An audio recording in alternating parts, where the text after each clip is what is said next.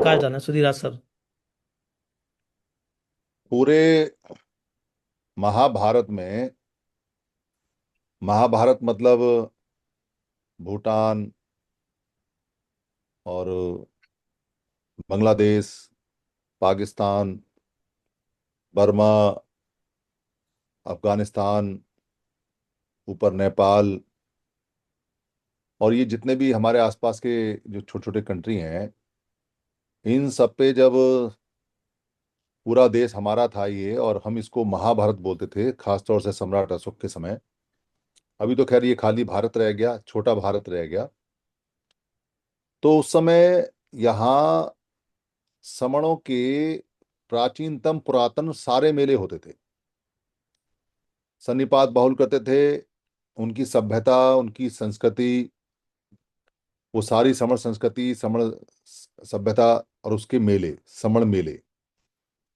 पर चूंकि वो सब हमारे ही होते थे, इसलिए कभी हमने उनका नाम समण मेला या समण सभ्यता या समण संगति या समण सन्निपात बाहुल या समण दीक्षा या समण गुरु या समण महागुरु या समण महाभारत ऐसा नहीं बोला हमने, क्योंकि बोलने की आवश्यकता भी नहीं। ये सारे मेले हमारे इकट्ठे होने के, हमारे खुशी के, हमारे मिलने के, हमारे दुख बांटने के पुराने तरीके रहे हैं। भारत में जितने भी पुरातन मेले हैं, जितने भी पुरातन संगतियां हैं, जितने भी पुरातन परंपरा हैं, वो सब समणों की हैं।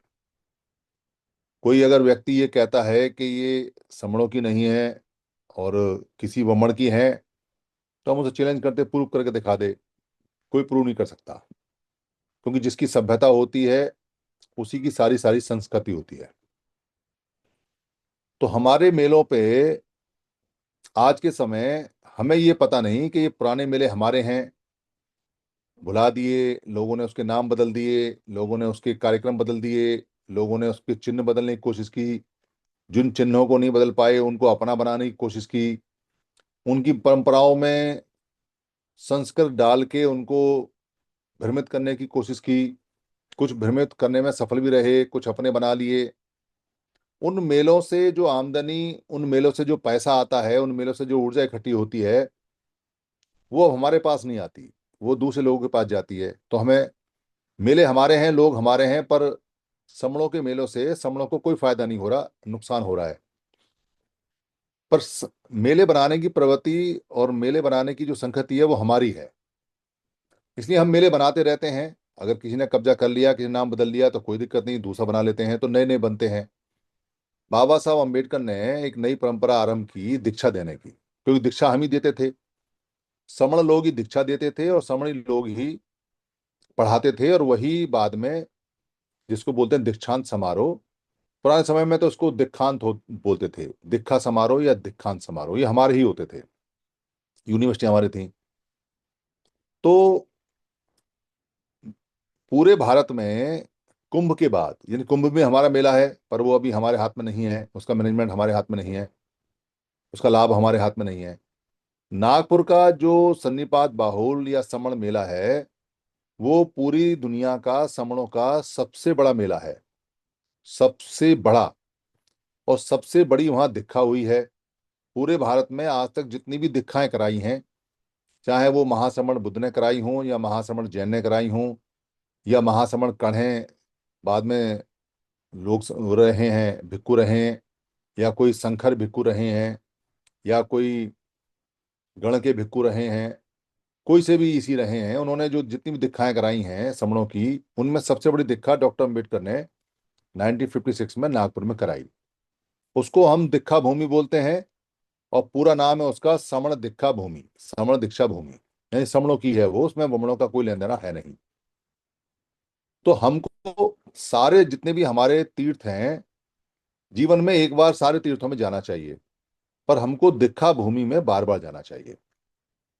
दीक्षा भूमि हमारी कर्म भूमि है, हमारा सेंटर है सबसे बड़ा, और वैसे भी नागपुर सेंटर है। बाबा साहब ने बहुत सोच समझ के उसको चुना, ताकि सारे समण वहां आए और इकट्ठे हों।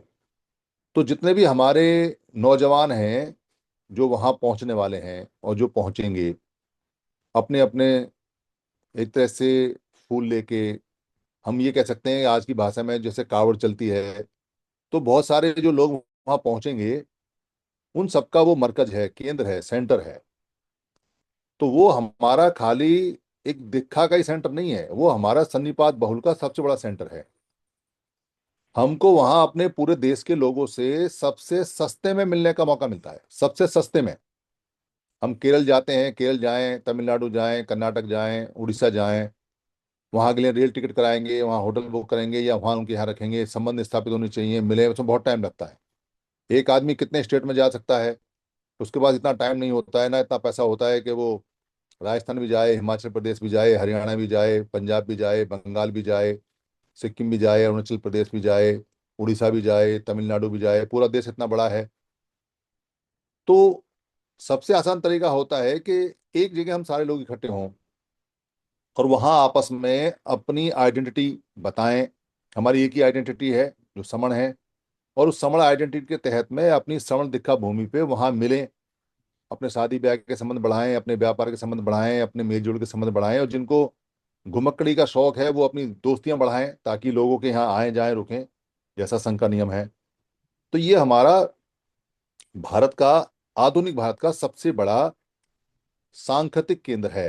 अच्छा सांस्कृतिक सुधीरा सर, कल्चरल। अब मैं थोड़ा ये जानना चाहूंगा आपसे कि आपने ये कहा कि समड़ों का मेला है। इन इस मेले, जो समण मेले का बेसिकली उद्देश्य क्या रहता है इनका सर?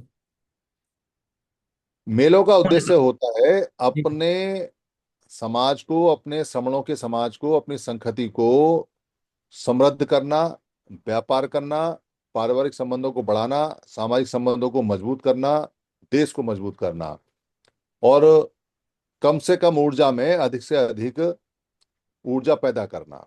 ये हमारा इन जितने भी समण केंद्र होते हैं या जो समण मेले होते हैं उनका उद्देश्य रहा है, और उसमें हम पूरा करते हैं।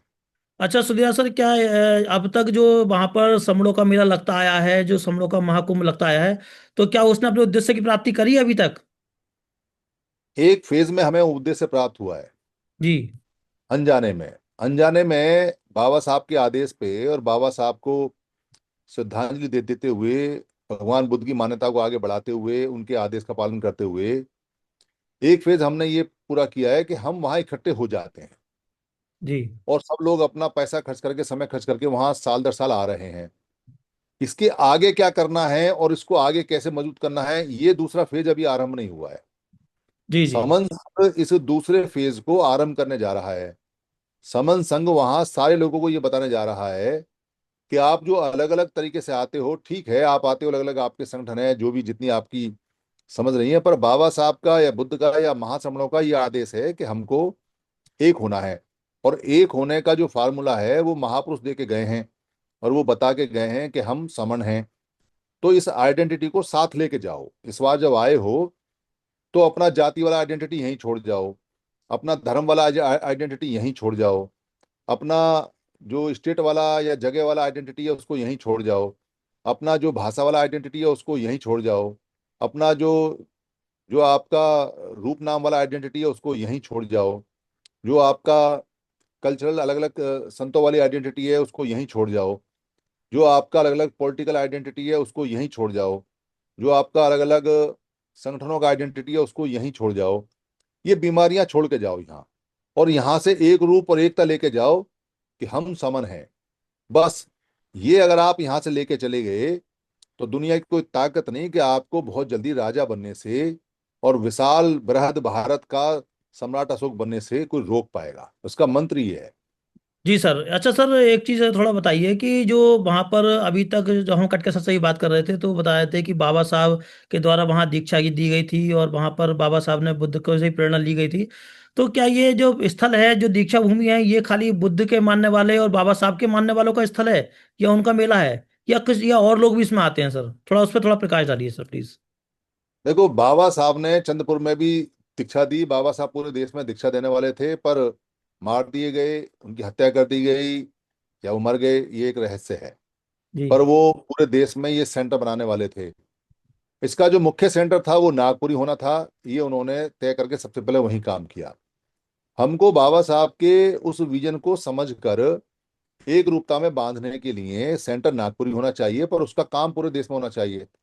ये बड़े शर्म की बात है कि बाबा साहब के जाने के बाद में बाबा साहब के विजन पे काम नहीं हुआ, और लोग बाबा साहब की पूंजी के हिस्से करके टुकड़े करके बैठ गए, उनकी राजनीतिक पार्टी के टुकड़े करके बैठ गए, उनके धार्मिक जो उनका मूवमेंट था, जो रिलीजियस मूवमेंट भी कह सकते हैं उसको, या कल्चरल मूवमेंट कह सकते हैं जिसको धम्मिक बोलते हैं, बुद्धिस्ट बोलते हैं, वो मूवमेंट के अलग अलग टुकड़े करके लोग बैठ गए।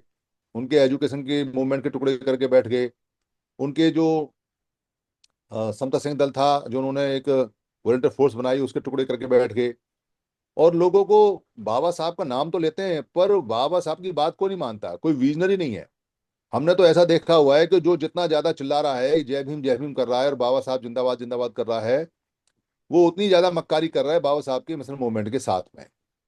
और यही कारण है कि अब हमको कई बार फटकारना भी पड़ता है, और अच्छे अच्छे नेताओं को फटकारना पड़ता है कि तुम बाबा साहब के अनुयायी नहीं हो, तुम बाबा साहब के गद्दार हो। नहीं तो आगे बहस कर लो कि बाबा साहब ने क्या कहा और तुम क्या कर रहे हो। तो तुम जस्टिफाई करने के लिए दो चार गुर्गे, दो चार नेता, दो चार चमचे पाल के उनसे हाँ तो करवा सकते हो, पर मास मूवमेंट लोग ये जानते हैं कि गद्दारी हो रही है, पर लोग परेशान हैं, करें भी ठीक। तो क्या करें। पर ये परेशानी का जो समाधान है ना, समर्थन कर रहा है, अब लोगों को यकीन होता जा रहा है कि अब बाबा साहब का मिशन और भगवान बुद्ध का मिशन और समणों का जो मिशन मूवमेंट है वो एक साथ आ गया है। तो पर सूर्या सर, अभी इसमें मेरा एक क्वेश्चन रह गया थोड़ा था कि इसमें जो अन्य संप्रदाय के लोग भी आते हैं या बुद्ध और बाबा साहब के ही संप्रदाय के लोग आते हैं, थोड़ा सा इसको और थोड़ा नहीं, डिफाइन। पहली बात तो क्या है कि बाबा साहब का बुद्ध का कोई अलग से संप्रदाय नहीं है। जी। और जो अन्य संप्रदाय की बात कर रहे हो, भारत में दो ही तरह के लोग हैं, या तो समण है या बमण है। जी। और जो समण हैं उनके बहुत सारे टुकड़े हैं, पर उनके संप्रदाय अलग अलग नहीं है। उन्होंने अनजाने में, अपने लालच में, अपने उसमें समणों के टुकड़े करने की ठान रखी है कि वो किसी ना किसी नाम से कोई समता संघ दल बना के, कोई बुद्ध विहार बना के, कोई राजनीतिक पार्टी बना के, कोई सरकारी कर्मचारियों का दल बना के, कोई लड़कों का दलबल बना के वो इसको अलग करने की कोशिश करते हैं। कुछ पैसा वैसा मिल जाता है, कुछ चंदा वंदा मिल जाता है, कोई हिसाब नहीं लेता उसका। तो संप्रदाय नहीं है हमारे पास में कोई, हम संप्रदाय है ही नहीं हमारे पास में। हमारे पास में तो संस्कृति है, जी। हमारे पास में सभ्यता है। संप्रदाय दूसरे लोगों के पास हो सकता है, पर समणों के पास में एक ही है बस। आप इसको अगर संप्रदाय कहना चाह सकते हो तो कह सकते हो, पर संप्रदाय शब्द बहुत छोटा होता है। हमारी सभ्यता और संस्कृति इतनी विशाल है समणों की, कि उसमें ये छोटे मोटे जो लोग हैं जिनको आज आप संप्रदाय बोल रहे हो या अलग अलग बोल रहे हो, जैसे कोई संतों का डेरा है, कोई अलग किसी बाबा का आश्रम है, कोई कुछ है, अल्टीमेटली आप इनसे पूछोगे कि भाई तू कौन है, तो वो पता बता नहीं पाएगा क्या है क्या नहीं। फिर आप उनके उनसे पूछोगे कि अच्छा ये बता समण है या वमण है, तो क्या बोलेगा, कहेगा मैं समण हूँ। तो अल्टीमेटली उसको आना पड़ता है। कोई कहे जी मैं रविदासी हूँ, कि भाई ठीक है, रविदासी तो आज आए हैं, रविदास जी तो आज आए हैं। आप रविदासी उनके आने के बाद हो सकते हो, 500 600 साल से आप रविदासी हो, पर उससे पहले क्या थे, और खुद रविदास जी क्या क्या थे। तो उसको कहना पड़ेगा कि वो वमण नहीं थे, और वमण नहीं थे तो फिर समण थे। तो जी। वहां संप्रदाय नहीं आते, वहां पर नेता टाइप के लोग आते हैं, जो लोगों को बगलाने के लिए अपने बिल्ला पोस्टर वगैरह लगाते हैं, उन्हीं से लड़ना है हमें। ठीक है सूर्या सर, एक मैं क्वेश्चन करूंगा, उसके बाद फिर बाद में दोबारा से आपको लूंगा, आप बने रहिएगा। अभी लास्ट में क्वेश्चन अभी कर रहा हूँ आपसे कि इतना चूंकि आप समर संघ को लेकर चल रहे हैं, काफी मतलब कार्यक्रम कर रहे हैं, इस पूरे कार्यक्रम में समर संघ की भूमिका क्या रहती है, वो थोड़ा सा बताइए, और उसका उद्देश्य कैसे उसको सफल करेगा, उसको कार्यक्रम को। समर संघ की क्या उद्देश्य भूमिका रहेगी सर? नहीं, समन संघ का एक ही उद्देश्य है बस। समन संघ के क्या वो, लोगों के बहुत सारे उद्देश्य हो सकते हैं। किसी को सत्ता चाहिए, किसी को धर्म चाहिए, किसी को पैसा चाहिए, किसी को पावर चाहिए, किसी को पद चाहिए, किसी को पोस्ट चाहिए। पर समन संघ का एक उद्देश्य है कि समन संघ ये चाहता है कि भाई हमको तो ये बता दो कि तुम्हारी पहचान क्या है, जी। तुम समण हो या बमण हो। हमारा तो एक छोटा सा क्वेश्चन रहता है। नागपुर में भी जो हमारे यहाँ 4 5 हजार लोग पहुंचने वाले हैं नागपुर में, वो सभी समणों से कहेंगे कि भाई ठीक है, आप कहीं के भी हो सकते हो, आपका कोई मत हो सकता है, आपका कोई मतांतर हो सकता है कि आप बुद्ध के अनुयायी ना हो के फिर भी यहाँ आए हो सकता है कि आप डॉक्टर अम्बेडकर के भी अनुयायी ना हो के फिर भी यहाँ आए हो। और आपका कुछ खाना पीना हो सकता है, आपकी भाषा अलग हो सकती है, आपका राजनीतिक पार्टी अलग हो सकती है, आपस में आप लड़ते भी हो, एक दूसरे को गाली गलौज भी देते हो, जूतम पत्रम भी करते हो, टुकड़े टुकड़े भी आप रहते हो, पिटते भी हो, आपकी खूब पिटाई होती है, आपकी बहन बेटी के साथ खूब बलात्कार भी होते हैं, सारी बात अलग है। पर हमें ये बता दो कि आपकी पहचान क्या है। और पहचान में ये बताओ कि आप समण हो या बमण हो। हमको वो छोटी मोटी पहचान नहीं चाहिए, जो कोई काम की पहचान है जिसको आप कास्ट बोलते हो, या कोई मजहब की पहचान है जो आप मानता मान, वो नहीं चाहिए हमको, वो तो टेम्परेरी है। हमको बताओ कि आप समण हो या बमण हो। और फिर हम वहां ये पूछेंगे कि भाई जब आप नागपुर में आए हो और दूसरे के संघों को गाली बकते हो, आपका संघ कहाँ है? तो ये आपका संघ है, इसको पकड़ो। आप संघ को मानो या ना मानो, संघ में आओ ना आओ वो आपकी इच्छा है, पर आप समझो, इतना जान लो। ठीक ये है हमारा सर। उद्देश्य बहुत बहुत साधुवाद सर। अभी बन रही है सर सुविधा सर हमारे बीच में। अभी आपसे एक बार फिर आपसे थोड़ा जानकारी लेंगे। अभी कटके सर जो हमारे बीच में उपस्थित हैं, मैं फिर दोबारा पुनः चाहूँगा कि जो ये कटके सर नागपुर से ही बिलोंग करते हैं, तो सर मैं ये जानना चाहूँगा कि जो 20 लाख से भी अधिक वहाँ सामान इकट्ठा हो जाते हैं, तो उनके वहाँ पर ठहरने की, रहने की, वहाँ पर जो लोग जो पहुँचते हैं उनके वहाँ मैनेजमेंट मैनेजमेंट कैसा होता है सर, वो इतने लोगों का, और कौन करता है मैनेजमेंट सर? थोड़ा उसमें सर प्रकाश डालिए कटके सर, प्लीज आप आइए सर। जी सर। सर ऐसा है, ये जो मैनेजमेंट जो होता है, सारी यंत्रणा, गवर्नमेंट की यंत्रणा, वहां पर लगभग 450 बुद्ध विहार है। और नागपुर के लोगों की एक खासियत है, भले ही वो अलग अलग रहेंगे, लेकिन दीक्षा भूमि के वक्त और इस प्रोग्राम के वक्त, महासमारोह के वक्त, वो क्या करते हैं, अपने घर खुले कर देते हैं लोगों को। जैसे अपने घर में एक रूम में 4-5 लोगों को वहां पर रखेंगे, उनको खाना देंगे, और हर जगह पर खाना वगैरह होता है। हम लोग जो समन लोग सारे राज्यों से जो आ रहे हैं, जो बाबा साहब अम्बेडकर के नाम का जो एक महासमारोह का एक स्मारक है चिचोली में, वहां पर लगभग 1,500-2,000 लोगों की ठहरने की, खाने पीने की एकदम अच्छी व्यवस्था है। वहां पर व्यवस्था होती है हमारी, हम लोग जो आ रहे हैं उसमें। बाकी के लोग तो, कुछ ही लोग तो ऐसे होते हैं, देहातों से आते हैं, बस अपना बिस्तारा लेके आते हैं, एक चादर लेके आएंगे और वही ग्राउंड पे सो जाते हैं रात को। आप रात के समय देख लेना दीक्षा भूमि का नजारा, जिधर उधर आप लोग वहीं पे सोए हुए नजर आएंगे, क्योंकि खाना परोसा जाता है फ्री में जिधर उधर। और ज्यादा से ज्यादा चीज होती है सर, वहां पे बहुत सारी, पिछले साल 20 करोड़ की किताबें बेची गई थी। तो ये वाली चीज है। ये दीक्षा भूमि अभी समनों की दीक्षा भूमि बन गई है। और समन संघ यही चाहता है कि हमारी पहचान जो है समन करके, ये पहचान अगर ले जाओगे ना यहाँ से, और समनों की दीक्षा भूमि, अगर ये आइडेंटिटी लेके जाओगे, तो उसको कोई हाथ नहीं दिखा सकता, वही कोई चैलेंज नहीं कर सकेगा।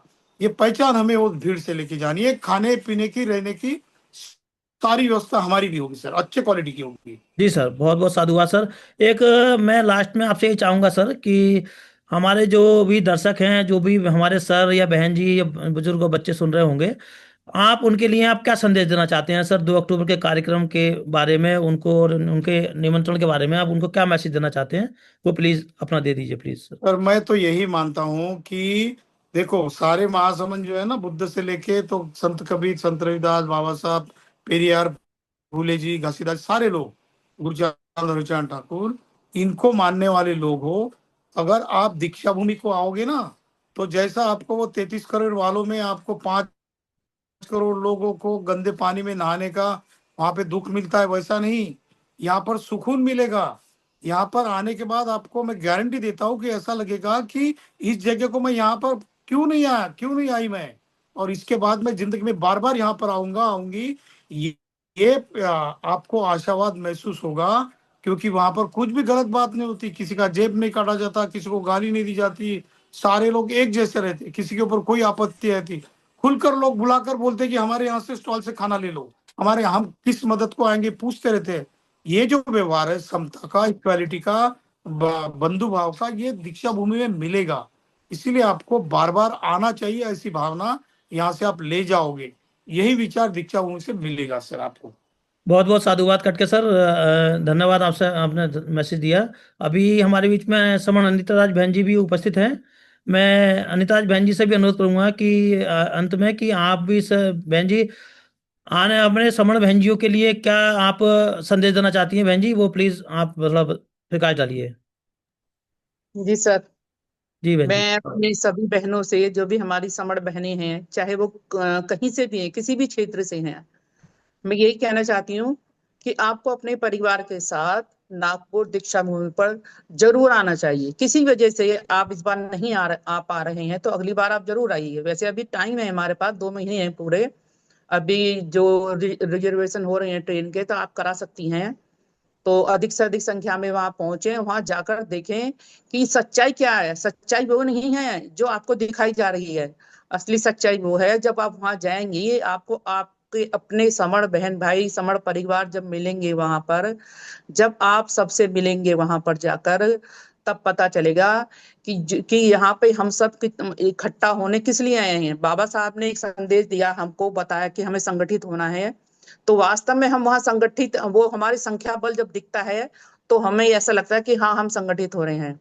तो मैं सभी बहनों से ये कहना चाहती हूँ कि जैसे आप और जगह घूमने फिरने जाते हैं, वैसे ही इसको सिंपल तरीके से लेकर चलें। ऐसे ना लेकर चलें कि हमें नागपुर जाना है जो इतनी दूर है, या हम वहाँ क्या करेंगे। नहीं, आप और भी जगह घूमने जाते हैं, छुट्टियों में जाते हैं, हिल स्टेशन जाते हैं, या जिस भी मत को आप मानते हैं वहां भी जाते हैं, तो हम्म। आप इसको वैसे ही लेके चलें। अगर बाबा साहब को अगर जरा सा भी आप समझती हैं, जरा सा भी मानती हैं, तो आपको दीक्षा भूमि जरूर आना चाहिए अपने परिवार के साथ।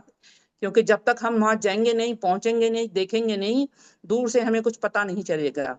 इसलिए बस सभी बहनों से ये आग्रह है कि वहां पहुंचे अधिक से अधिक संख्या में। और मैं समण हूँ जो हमारी मूल पहचान है, उस पहचान को अगर हमें पता चल गया कि हमारी मूल पहचान मैं समण हूँ, हम समण हैं, हम सब समण हैं, तो जिन जो अभी इस लोगों को नहीं पता, उन लोगों को हमें वहां जाकर वहां ये बताना है कि आप भी समण है और हम भी समण है, हम सब समण हैं। और अब हमको इकट्ठा होना है।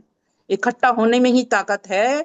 इकट्ठा रहेंगे तो हम जीतेंगे, इकट्ठा रहेंगे तो हम बच पाएंगे, इकट्ठा रहेंगे तो हम अपनी आने वाली पीढ़ी को भी सुरक्षित रख पाएंगे, और उनका भविष्य हम सुरक्षित कर पाएंगे। जी सर। जी बहन जी, बहुत बहुत साधुवाद, आपने अच्छा संदेश दिया है। बहुत धन्यवाद। अभी इसी क्रम में मैं हमारे बीच में सुधीरा सर को मैं एक बार पुनः लेना चाहूँगा, और मैं उनसे भी चाहूँगा, हमारे बीच में सुधीरा सर जो जुड़े हैं, कि सर आपसे भी अपेक्षा मैं करता हूँ कि हमारे जो साथी हैं उनके लिए फाइनली आप क्या संदेश देना चाहते हैं। प्लीज़ सुधीरा सर, आप यदि बात सुन रहे हैं तो प्लीज़ आइए, और फाइनली हमारे साथियों को क्या मैसेज देना चाहते हैं उस कार्यक्रम के बारे में, प्लीज़। लोग जो यहाँ इतना पैसा उड़ाते हैं मीटिंग्स में, रैली में, पोस्टर में, आने में, जाने में, दावत में, राजनीति में, या कोई उनकी मान्यता है उसके अंदर, या जो उनके फेस्टिवल त्योहार हैं उसमें, वो उनकी संस्कृति का हिस्सा होते हैं, वो उनकी सभ्यता का, वो उनके राजनीतिक क्षेत्र का, वो उनके सामाजिक क्षेत्र का हिस्सा होते हैं। तो लोगों की ये जिज्ञासा रहती है कि उनको सामाजिक, धार्मिक, राजनीतिक, या जो भी उनका मत है या जो भी उनका काम है उसमें ज्यादा से ज्यादा बढ़ चढ़ के उनको लाभ मिले। पर अधिकतर लोगों को ये पता नहीं है कि सबसे ज्यादा जो लाभ मिलता है वो किसी मेले में जाने से ज्यादा मिलता है। वो किसी ऐसी जगह जाने में मिलता है जहां लोग अपने आप आते हैं। अगर लोगों को किसी राजनीतिक पार्टी के उद्देश्य से बुलाया जाए, उनको इनवाइट किया जाए, तो उसमें किसी राजनीतिक पार्टी का कोई मतलब मंतव्य होता है, इसलिए वो बुलाते हैं। तो वहां उसी तरह के लोग जाते हैं। किसी धार्मिक गुरु बाबा के यहाँ बुलाते हैं, तो वो धार्मिक गुरु बाबा की मान्यता के लोग ही वहां जाते हैं। कहीं कोई लड़कों का दलबल बुलाए तो वहां जो लड़के जाते हैं वही लड़के जाते हैं जिनको वहां कोई पद पोस्ट, पैसा वगैरह कुछ चाहिए। कोई सरकारी कर्मचारी वाले बुलाते हैं तो मोस्टली सरकारी कर्मचारी के लोग ही जाते हैं जिनको कुछ वहां लाभ की प्राप्ति होनी होती है। कोई सामाजिक संगठन वाले बुलाते हैं तो अलग अलग सामाजिक संगठन वाले थोड़े थोड़े लोगों को बुला पाते हैं। तो लोगों को बुलाने से जो लोग आते हैं उनकी संख्या बड़ी कम रहती है, पर उससे उद्देश्य पूर्ति नहीं होती। उद्देश्य पूर्ति जब होती है जब लोग बिना बुलाए इकट्ठे होने की भावना से एक साथ आए, और वहां उनको वो भावना मिले कि यहाँ पद पोस्ट मंच माला माइक से ऊपर उठकर हम सब लोग इकट्ठे हो रहे हैं। वो चीज लोगों को अपील करती है, इसलिए लोग वहां जाते ढूंढते हैं। अगर ऐसा कोई सिस्टम बन जाता है जिससे कि लोग यकीन कर लें कि हाँ ये हमारा अब सही रास्ता है, तो उससे ऊर्जा कम लगेगी और परिणाम ज्यादा आएंगे। यही कारण है कि हमारे जो हजारों मेले थे जिनमें हम अपने आप पैसा खर्च करके जाते थे, अपने आप उसमें सारे काम करते थे, जाते थे, उन पे वमन लोगों ने इसलिए कब्जा कर लिया। इतने सस्ते में लोग कहाँ मिलेंगे, इतने सस्ते में ऊर्जा कहाँ मिलेगी, ये तो अपने आप ही आते हैं, अपने आप पैसा खर्च करते हैं, इनमें बड़ा जोश रहता है, बस नाम ही अपना लगाना है। मैं एक घटना आपको सुनाता हूँ। फरवरी के महीने में जो ये महाबलेश्वरम है, महाबल्लापुरम बोलते हैं तमिलनाडु के अंदर, महाबलीपुरम भी बोलते हैं, वो बुद्ध का पूरा स्थान है। वहां पे बहुत पुराने बुद्ध के गाय को दूध निकालते हुए का जो फोटो है वो वहीं का है, बुद्ध का। और बहुत सारे बुद्ध के वहाँ फोटो हैं पत्थरों में, उनको निकाला, वो हेरिटेज है बेसिकली। तो वहाँ फरवरी में मेला लगता है 5-6 दिन का। और तमिलनाडु के सारे लोग जो समण हैं वो उस मेले में आते हैं। वो 4-5 दिन पहले आते हैं, समुद्र के किनारे तट पर रहते हैं, वहीं खाना बनाते हैं, वहीं खाते हैं। उनका मेला लगता है। ऐसे मेले हमारे बहुत लगते हैं, समुद्र के तट पे, गंगा के तट पे, रिवर के तट पे, झील के तट पे, कहीं पानी भर गया उसके तट पे, क्योंकि पानी चाहिए। पर उस मेले में, मेले से दूर एक मैदान के अंदर कुछ ब्राह्मणों ने, क्योंकि वो जो मंदिर थे बुद्ध के, उन पर कब्जा ब्राह्मणों का हो गया, तो वो ब्राह्मण वहां पर कोई पाल की डोली सी निकालते हैं। और वो सारे लोग जो मेले में आने वाले हैं वो अपना पैसा खर्च करते हैं, पर उनका जो आई सेंटर रह जाता है, जो सेंटर है, वो पालकी सी निकलती है, उस पालकी में वो सारे रहते हैं। और उस पालकी को चलाने वाले व्हाइट लोग हैं, व्हाइट। तमिलनाडु में पुरातन समय में कोई आदमी सफेद पैदा नहीं हो सकता। तमिलनाडु में इतनी गर्मी पड़ती है। वो दरअसल हमारा इक्वेटर के नीचे का हिस्सा है, थोड़ा सा इक्वेटर पे है, तो वो जी बहुत जी। डार्क, वहाँ बहुत ज्यादा गर्मी रहती है समुद्र की वजह से, और डार्क है वो, तो वहाँ स्किन डार्क हो जाती है। पर वो लोग जो पालकी वालकी लेके आते हैं, और वो बुद्ध की पालकी होती है, नाम बदला हुआ है, वो सारे लोग व्हाइट हैं, व्हाइट। तो ऐसा कैसे हो सकता है कि तमिलनाडु की धरती आदमी के दो रंग दे, एक काला रंग दे और एक सफेद रंग दे? ऐसे कैसे हो सकता है? ऐसा नहीं हो सकता। जी जी। तो कोई अंधा भी बता देगा कि वो जो 4-5-10 लोग जो पालकी लेके उस पर नेतागिरी करते हैं, उसके मालिक बने हुए हैं, वो व्हाइट लोग तमिलनाडु के नहीं हैं, वो इंडिया के नहीं हैं, वो समण नहीं है, वो वमन है। तो पैसा सारा समणों का, लोग सारे समण आ रहे हैं, मेला समणों का, ऊर्जा समणों की। और उस ऊर्जा का केंद्र बन के कौन उस ऊर्जा को पी जाता है? चार वमन। ये जो फैक्टर है जिससे हमारा सारा पैसा और सारी एनर्जी जा रही है, इसको हमारे लोग नहीं समझ पा रहे। मेला हमारा शक्ति का केंद्र रहा है, वो हमारे शक्ति के प्रदर्शन रहे हैं।